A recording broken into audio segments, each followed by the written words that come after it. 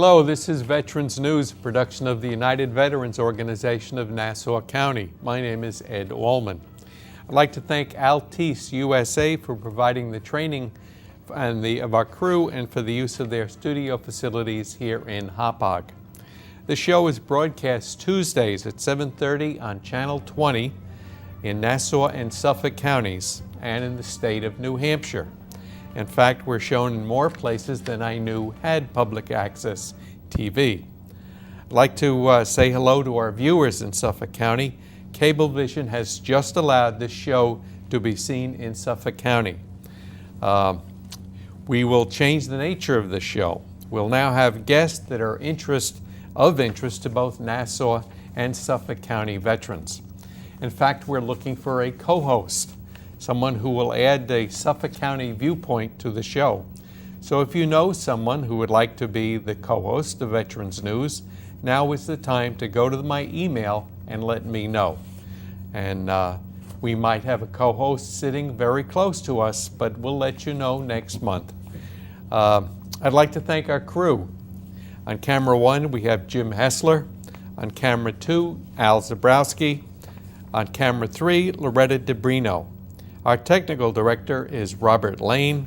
Our floor manager is Beverly Allman. And our director is Al Zabrowski.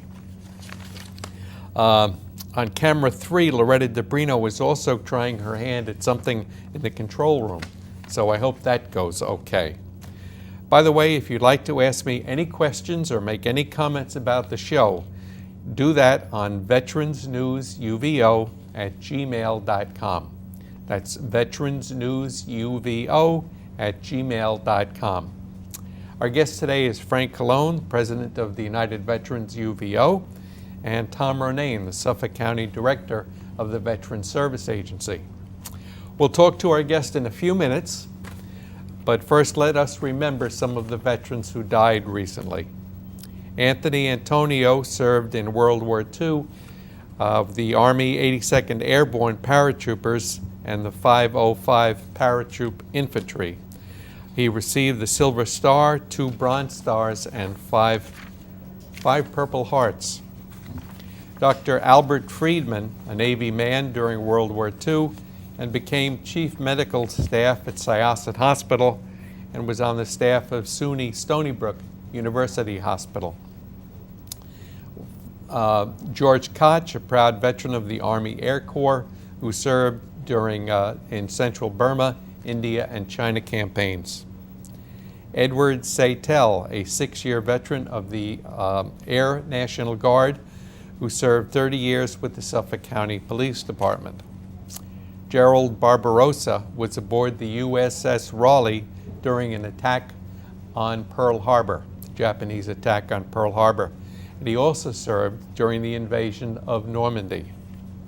Frank Corso Sr. was drafted into the Army right after World War II, went to law school, and became a devoted lawyer and mentor. Howard Missick became the former mayor of Great Neck, served in the Army during World War II.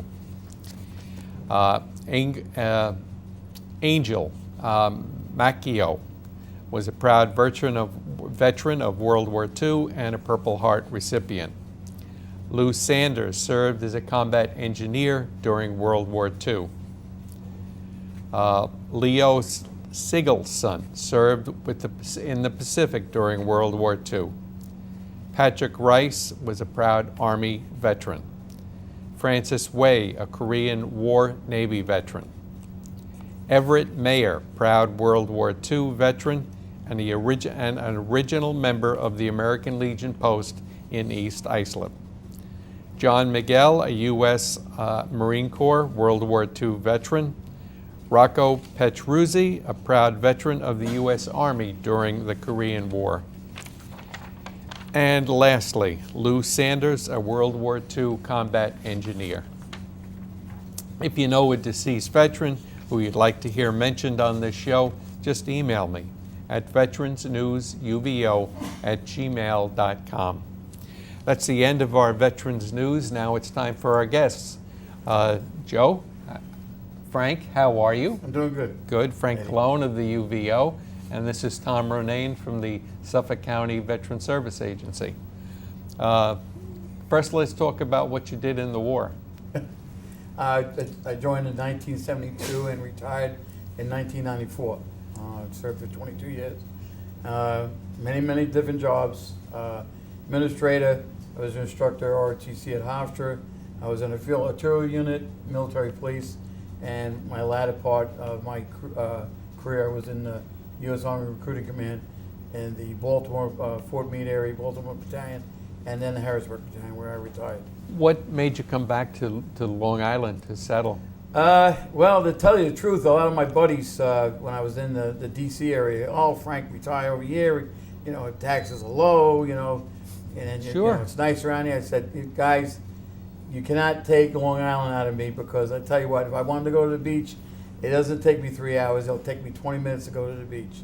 Number two is, I'm not going to miss the good pizza and bagels. So, and they kind of agree with what I said. Plus, you know, the Islanders and the Jets and the Giants and all the venues, the sports venues were close. You had to go to a ball game in Maryland. You had to drive at least an hour and a half to get to the different stadiums. So depending where you lived, but so they wanted me to come back home, and all my family's here on the island. Really? Yeah. Did you get married here? Yeah. Got married here when I was when I was over in Hofstra. Then later on, I remarried in Rockville Center. My current wife, Mary, and where I live right now, and I'm also a volunteer fireman with the Rockville Center Fire Department. Very good. I have to talk to you about 22 years in the active duty Army. Yeah, 22. Well, that's a long time. Oh yeah. Yeah. A lot of years. Seen a lot of things. We'll get back to you, Tom. Yeah. How about you? Well, you're a Navy man. I am a Navy veteran, a proud Navy veteran. But I have to say, before I go on, I was taken by the fact that the Long Island pizza and bagels came before your family on that list, and I think that's a testament to Long Island pizza and bagels. You better believe it. That's right. Yep. So yes, I am a proud Navy veteran. I served aboard I was what we call a tin can sailor. My first ship. Tin can, sure. My first ship was Destroyer? an old Gearing class Fram 2 conversion destroyer, DD-862. She was an old one. I was a part of the decommissioning crew on that ship, and when that ship was decommissioned, we were all very fortunate. Most of us on the decommissioning crew got what we had requested on our dream sheets and got to go to the schools or the commands that we had asked for. I went to a weapons school between ships, and was later assigned to the USS Vreeland. Your first assignment was on the ship? Yes. Your first out of boot camp? Straight out. You went to a ship? Yes. And then the ship was decommissioned? Yes. And then you got to go to any school that you requested? You'll remember we used to have what they call dream sheets, and you would request Right. in order of priority which assignment you would want. Right. Surprisingly, most of us, as I recall, got our first pick after the decommissioning. Wow. Which was unusual at the time. It was, the trending joke was always that if you wanted to go somewhere, don't ask for it, because they will not send Yeah. you someplace that you ask for. That's right. Yeah. But so when I went back to the fleet after school, I was assigned to the USS Vreeland, FF-1068, and she was primarily an anti-submarine warfare platform. We did some intelligence gathering, again, during the Cold War. Right. This was in the late 70s into the early 80s.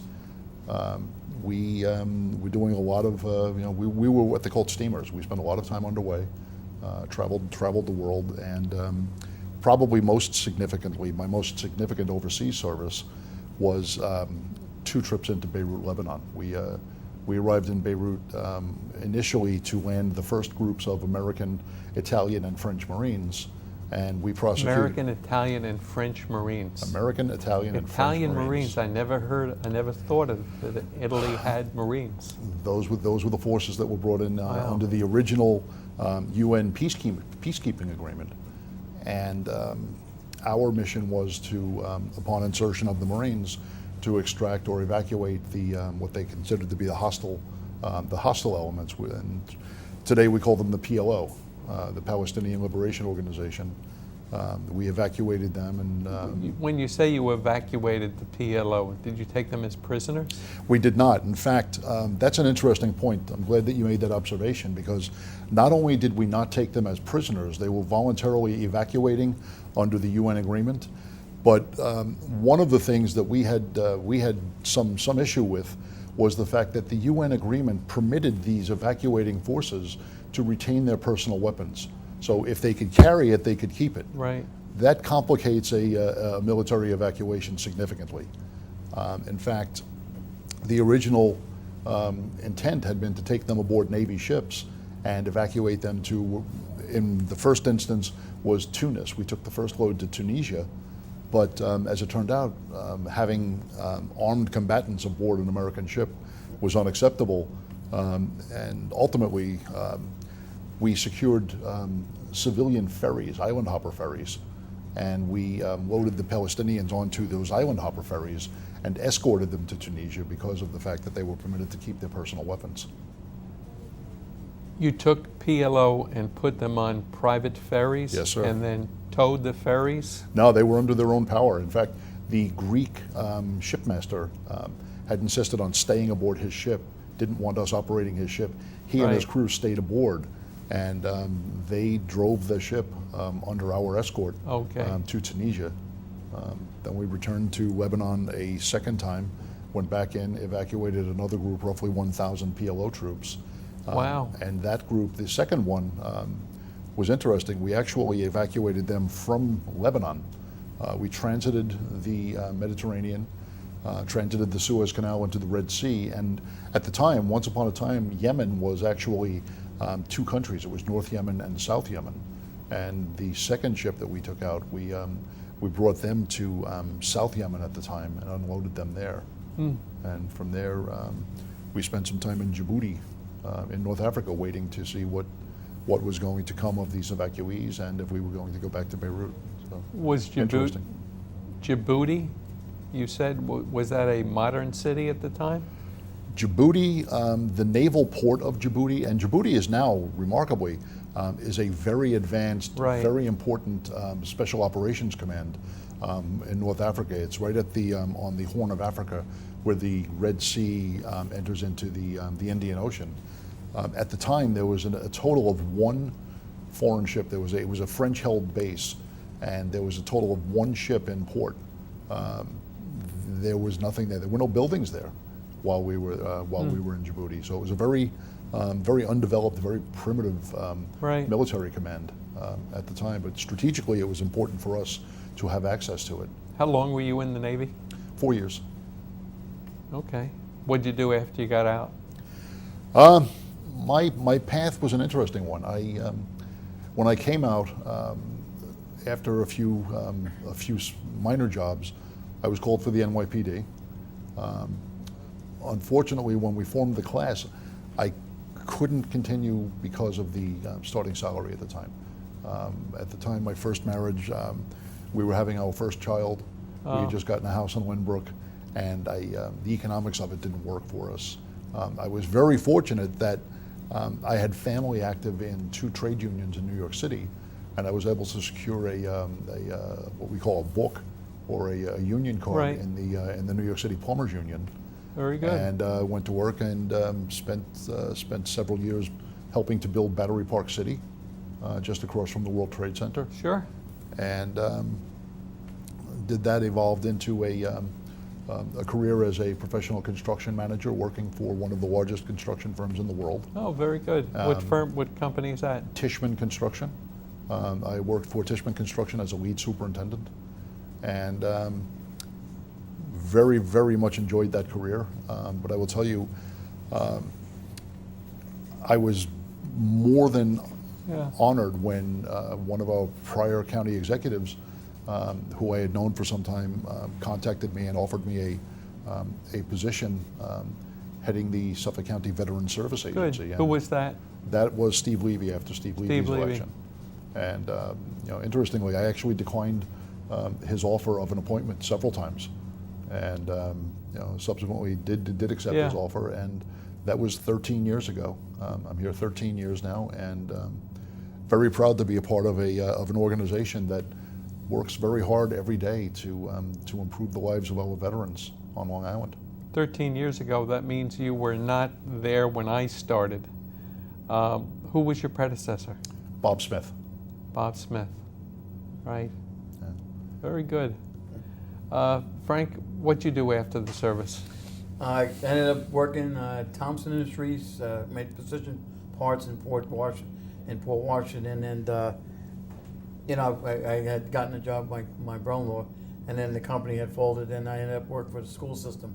I currently work for Oceanside School District, night security. They call us the night ghosts, and it's rewarding.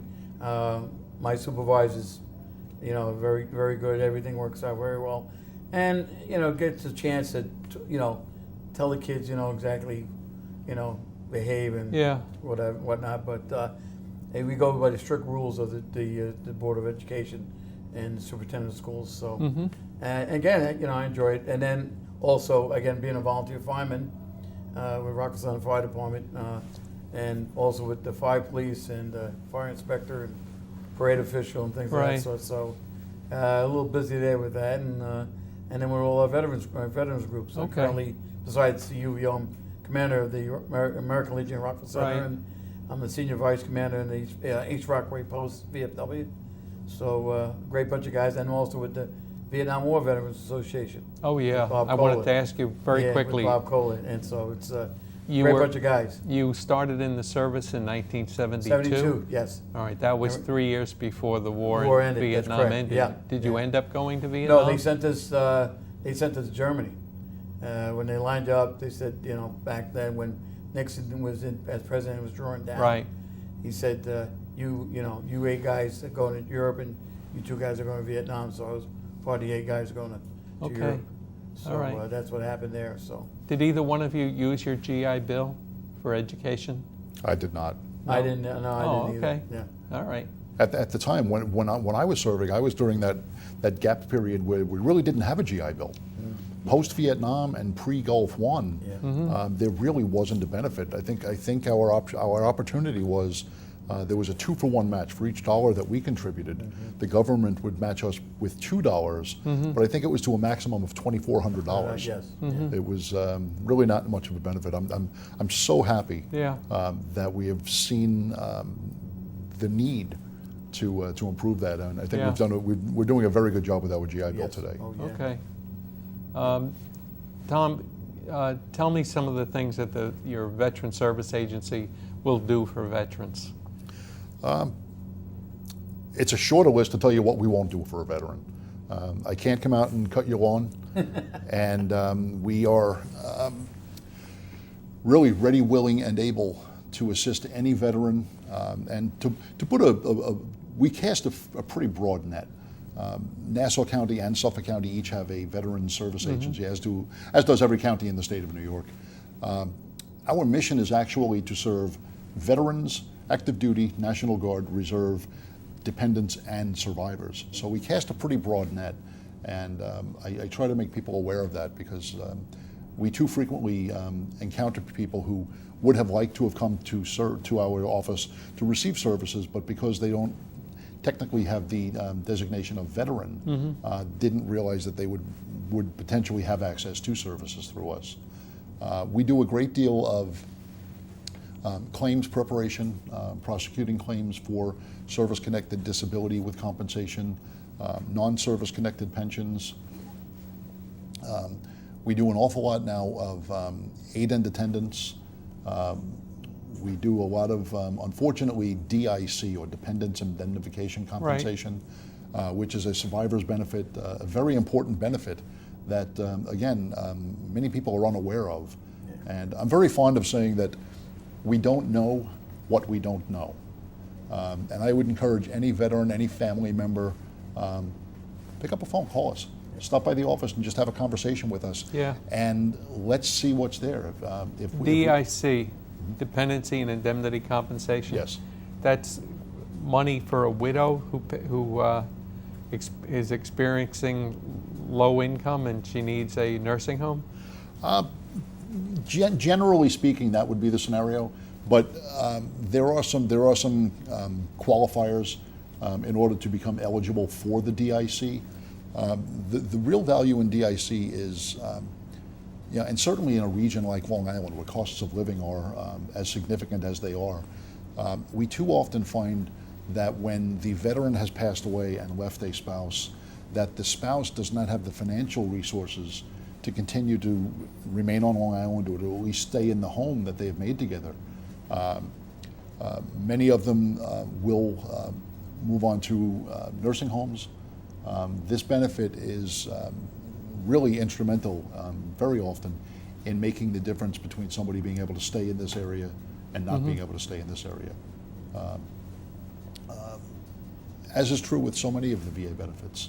I'm not a vocal critic of VA. I think that VA largely does a very good job. I'm a service-connected veteran. I use the VA for some of my own care.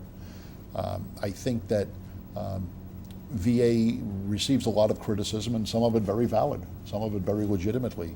And I also believe that VA should be held to a higher standard. Yeah. That said, I think that we sometimes do not always learn of the good things that are happening at VA. There are miracles happening at the VA every day. And I wish that we would celebrate the miracles as well as we made known the criticisms and recognition of the shortcomings. Right. It's important.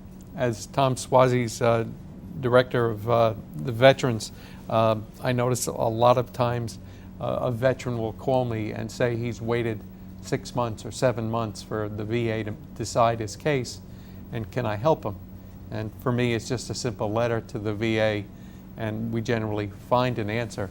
But how long does it take most of the fellows that turn in an issue with the VA to get a resolution of that case? We're seeing, I think that the VA has improved their ground game in terms of administering claims.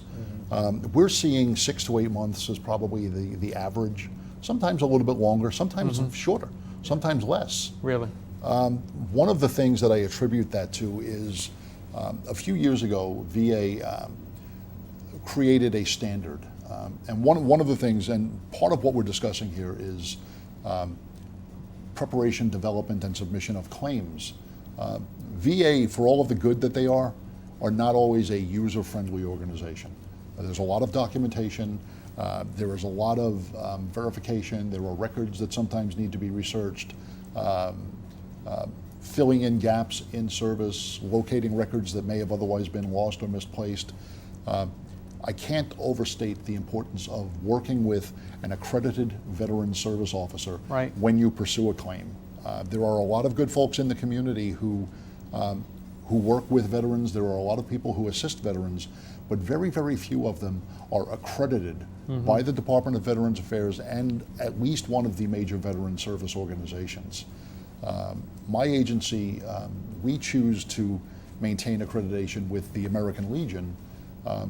I happen to believe as a Legionnaire, not because I'm a Legionnaire, but I truly believe that the American Legion has the best training model available in our community to ensure that professional veteran service officers are equipped with the knowledge and the skill sets necessary to best serve our clientele. Does John Roseberry still have an effect on that? John Roseberry is still teaching the New York, the Department of New York training. Right. And in fact, I've got somebody at John's school this week. Really? I've got somebody. One of my staff members is up at his school in Syracuse receiving a 1-week training. Good.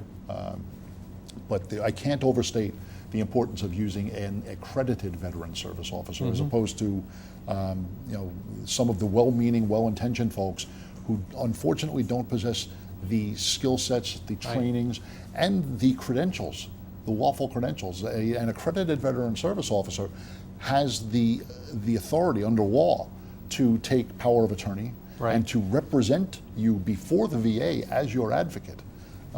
That's important. It's important to have somebody on your side, and the fact that we are employed by the government we are county veteran service officers. All of the services that we provide, always, without exception, are at no cost to a veteran. There is never a Right. fee or a commission. And I know that that can be a point of confusion because sometimes there are folks in the community who are charging for these services. And Right, that's a lot not- of lawyers do that. Yeah, and And they get paid if they get an award, but that is something else. You do it for free, no matter what, whether they get their Absolutely. award or whatever. That's right. And when they do get an award, they get it for the whole time that, for instance, if they get 100% for their disability, Mm-hmm. they'll get paid for 6 months or a year that it took to get that far? when the VA makes their final determination and they grant Right. an award, the veteran is entitled to be paid back to what we call the effective date. And The without getting into effective date. without getting into VA math too much, the effective date is the first day of the first month following the date of submission. So if I were to submit a claim on your behalf today, Ed, being September 26, as long as VA had received that file, October 1 would become your effective Right. date. Now, if that claim were not rated for 12 months, if October 2018 is when you were finally notified of your claim being granted, Right. you would be paid retroactively back to that effective date. Right. And, Okay. and that can be significant. Sometimes veterans will come to us with a request to look at a claim that had been denied many years ago, or an issue that maybe had been left unresolved. We recently had a veteran, a Vietnam veteran, who a number of years ago had attempted on his own to become service connected, and there were Right. some problems with the claim that he had submitted on his own, and we advised people not to do that. Right. Long story short, we were able to bring this case back together, identified new and material evidence, reopened the case, but we were able to secure his original effective date. And when he received his rating just a few weeks ago, he received a check for $317,000. $1,000. $300,000. $300,000. Yes. That's right. That's fabulous. So the important thing is to file the claim. File The the first claim. thing is to file the claim. If you don't have all your facts and figures, file the claim anyway and get the facts in as you get them. Come and see us. Let us work with you on the development of the claim. Right. We can always submit what we refer to as a notice of intent. Right. And we can secure an effective date and then back in with some of the materials necessary to complete the file. Very good. But you know, to the original point, I think, of your question was, the claims are being rated, I think, a little bit better, a little bit faster than they had once been. Yeah. You know, 12 months was not uncommon, not too long ago. The VA now requires that accredited service officers submit only what we refer to as an FDC, or a fully developed claim. Right. So in essence, what we're doing is we're doing a higher level of case development, so that when that file is received by the VA's duty to assist is minimized. There is less Right. of a burden on the part of the VA to be able to make a determination as to whether or not this case is sufficient or warrants a compensation. Right. And we're doing a higher level of case development. And for that reason, we're seeing, I think, much better results than we were only 5 or 10 years ago. Great. I wonder if we can bring the crew out. Jim, can you come up here? Get behind the crew. Loretta, Bev, can you come out of the back? Look at this, they're coming. Wow, okay. Come on back here. I'd like everyone to see you. This is terrific. Al, are you gonna get in this? No, Al's gonna stay out. Okay, Bob, Beverly, Loretta, Jim, and Bob. That's our crew. Thank you very much. I hope everyone can see the show next month, same time, same channel, and hope to see you soon. And since we're broadcasting from Suffolk County, from Hop Hog today, Right. can I say at least for today, Team Suffolk? Okay. Okay. Very good. Yeah. Okay. Story. Remember I told my wife worked for Lennox China, and she had 2 stores in Jersey. So the Woodhaven store, the lady that she was working with, helping to set up in the China department, the husband was a Vietnam vet. So they got to talking. So right away my wife said to